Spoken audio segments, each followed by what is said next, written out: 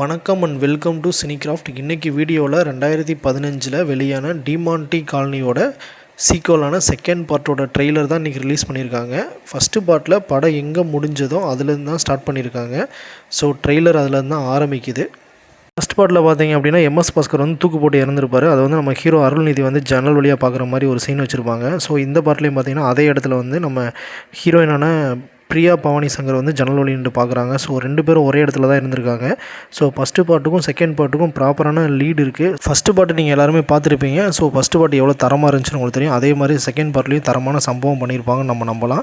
இந்த பார்ட்லேயும் பார்த்தீங்கன்னா அருள்நிதி பேயாகவே இருக்கார். ஸோ அது இல்லாமல் செகண்டை வந்து ஹீரோவாகவும் பண்ணியிருக்காரு. ஃபஸ்ட்டு பார்ட்டில் பார்த்தீங்கன்னா டிமாண்டி காலனியில் போய் 4 பேர் மாட்டிக்கிடுவாங்க. ஸோ அதே மாதிரி தான் இந்த பார்ட்லேயும் பார்த்தீங்கன்னா டிமாண்டி காலனிக்கு வந்து போகிறாங்க. ஸோ அங்கேயும் பார்த்தீங்கன்னா 2-3 பேர் மாட்டிக்கிற மாதிரி தான் சீன்ஸ் வந்து இருக்குது. ஸோ டிமாண்டி காலனியோட பேய் இருக்குல்லையா, அந்த பேய் வந்து பார்த்திங்கன்னா அதே மாதிரி இந்த தடவை அருள்நிதியை வந்து தாக்குற மாதிரி ஒரு சீன் வச்சுருக்காங்க. நேரடியாக தாக்குற மாதிரி ஒரு சீன் வச்சுருக்காங்க. அதோட கிளிப்ஸ்லாம் பார்த்தீங்க அப்படின்னா ஹாலிவுட் ரேஞ்சுக்கு வேறு லெவலில் இருக்குது. இதோட மியூசிக் பார்த்திங்கன்னா சாம் சிஎஸ் தான் பண்ணியிருக்காரு. ஸோ மியூசிக் வந்து சும்மா மிரட்டி விட்டுருக்காருன்னு தான் சொல்லலாம். டிமாண்டி காலனி செகண்ட் பார்ட் வந்து ஒரு தரமான சம்பவம் இருக்கும் அப்படின்னு சொல்லி எல்லோரும் நம்பலாம். கண்டிப்பாக இதோட ரிலீஸ்க்காண்டி வெயிட் பண்ணலாம்.